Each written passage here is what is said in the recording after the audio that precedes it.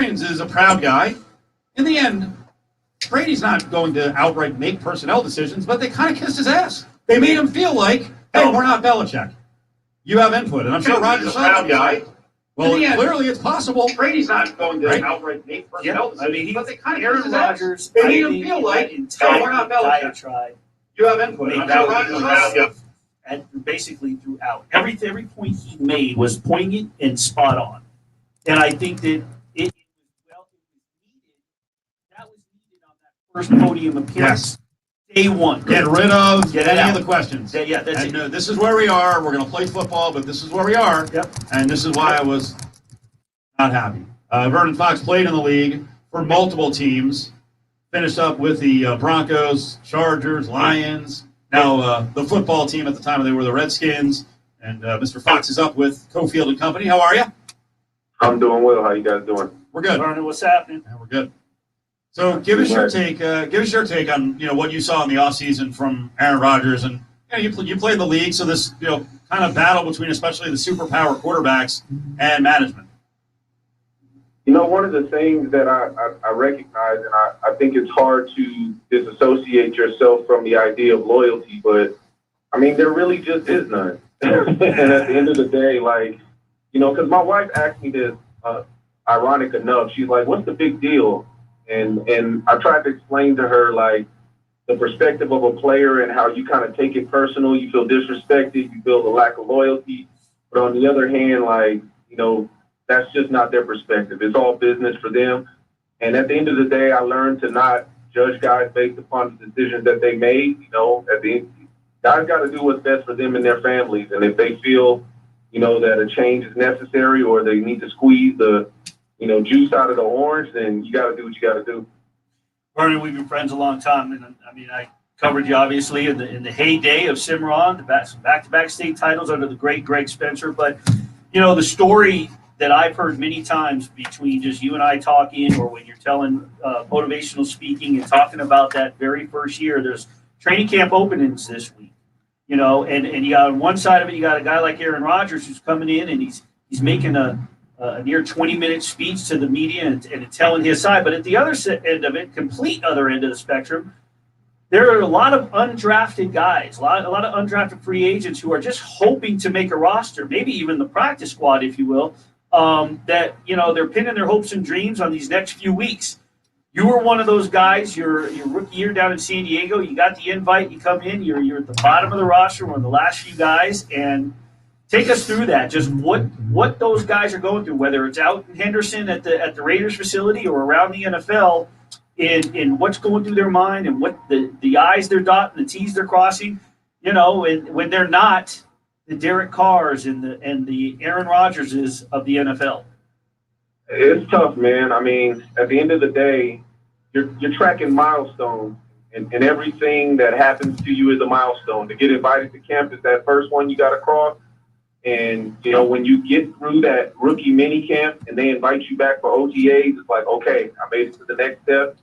And then it's just survival every single day. And for a guy, that you mentioned, like myself in the situation I was in, boy, you better be mentally tough, because there are many days that go by and you may not get a single rep. And, that's tough, especially when you come out of a situation where you're the guy, you're full-time starter, and, here you are, you find yourself like me, I'm fifth or sixth string. So that means many days go by where I may not even get a look. So, really the thing that you try to figure out in your head is like, okay, well, what can I control? Because so much of it is outside of your control. And, the thing for me was like, I'm going to just study the crap out of this playbook. I'm going to know it, and I'm not going to give them an excuse as to, why they can get me out of here. Like, it's literally just going to be a business decision versus a performance thing, So that was my perspective, man. I was stressed out. I can't even really put into words how I felt every day. I was scared every time I walked to the hotel room. The maintenance people could leave a note on the door, and I'm like, I'm not even going to the door. I don't want to see what that says. It's like, it was ridiculous, man. But, you fight through it. Prayerfully, you're on a team with, great veterans, guys like Rodney Harrison, who kind of took me under their wing. And, taught me how to be a professional, spent time with me, didn't feel threatened by the idea that I was competing, and, just helped me kind of manage through that time.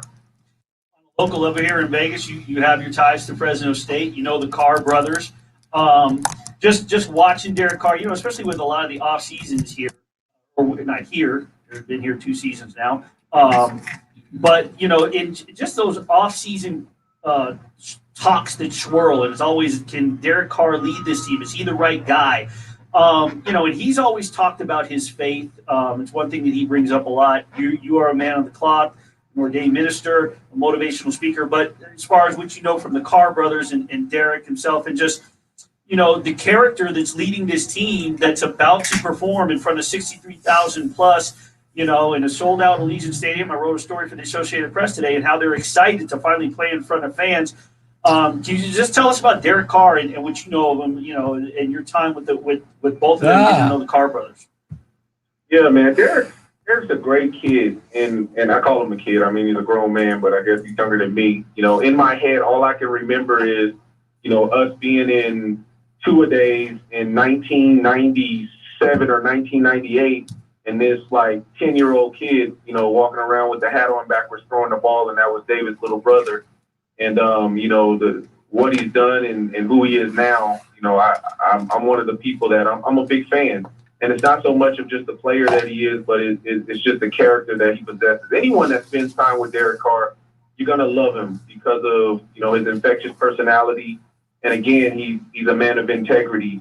And in all honesty, man, I've always been one that kind of stood on the table for him, because we watched him play last year, man. There was a stretch where he was playing better than almost anyone in the league at the quarterback position.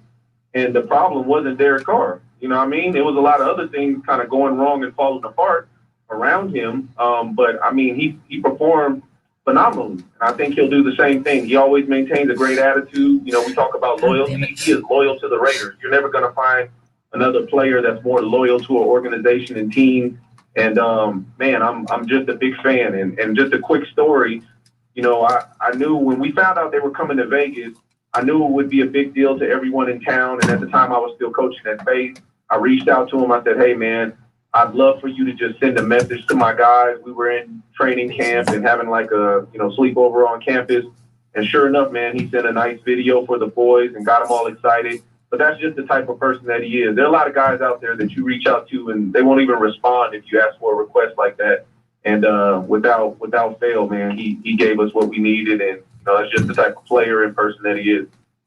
Vernon Fox, local, former NFL player, up with Willie and Cofield.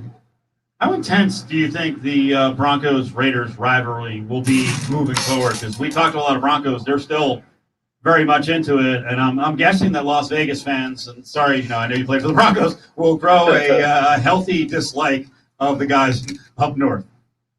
Yeah, it's always been that way, and nothing's ever changed. I think some rivalries are just kind of traditional, and they don't ever go anywhere. And the funny thing about it is there are new guys that come into the building every year, and it's like you're trained to understand that is the enemy.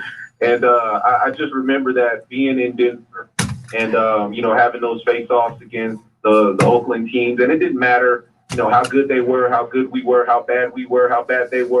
Those games were always going to be scrappy. And, they were going to go down to the wire in many cases. And it was no different even when I was in San Diego.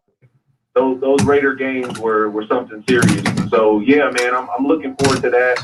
I like to always try my best to attend the games of, the teams that I used to play for when they're nearby. And so hopefully I'll get a chance to see that game take place.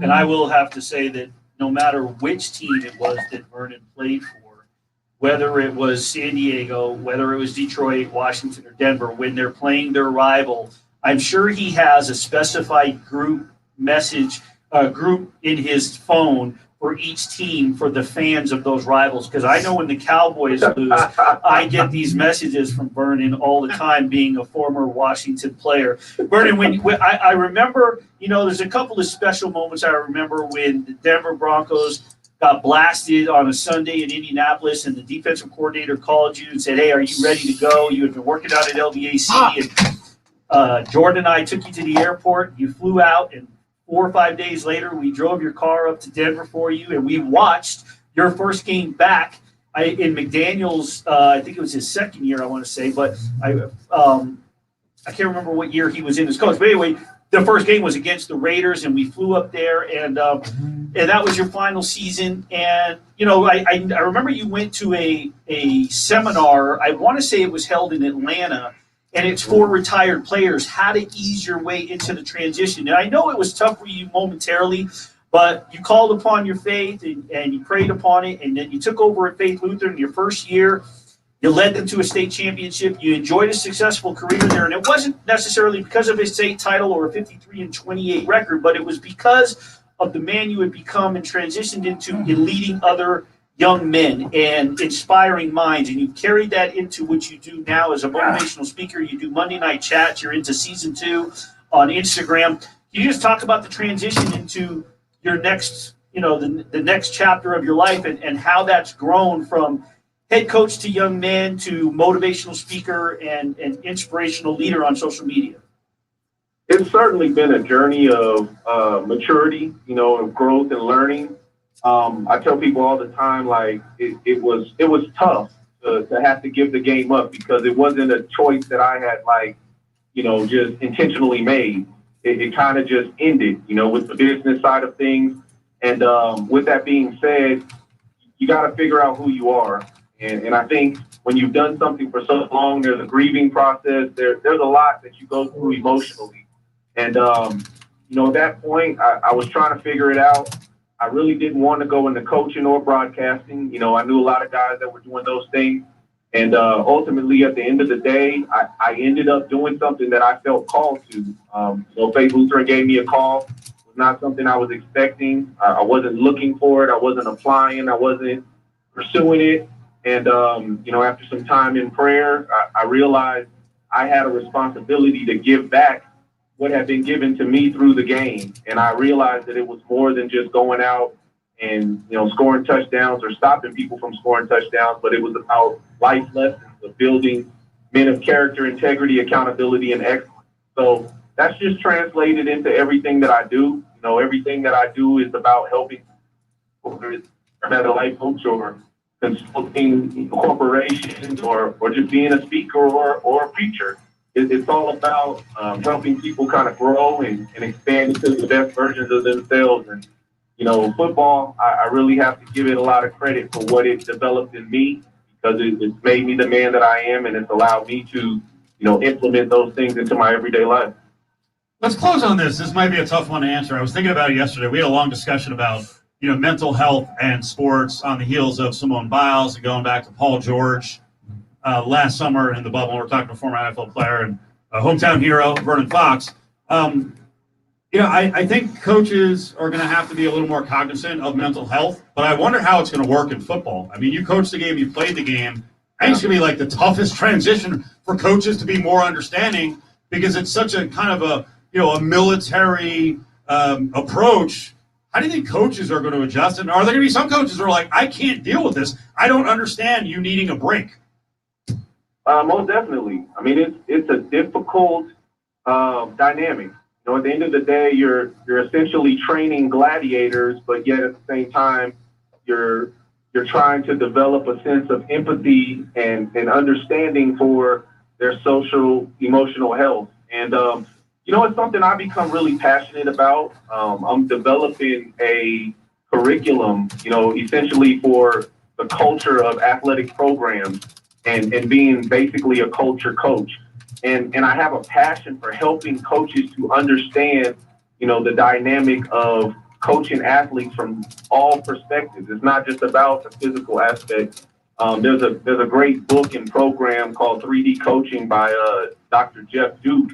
And it talks about the dynamics of coaching an athlete, from the physical standpoint, the mental, the spiritual, reaching them on all developmental levels. And I just think that if more coaches were cognizant of that, you would get a greater level of production out of athletes because you have to be concerned about them as a whole, every aspect.